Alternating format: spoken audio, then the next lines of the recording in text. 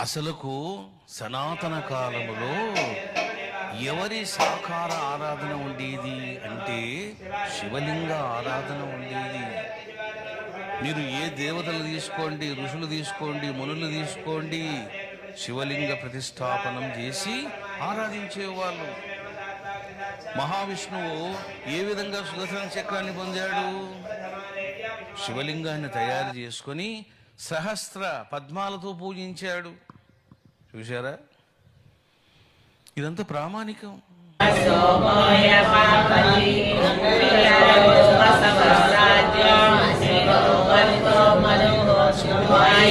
Bye.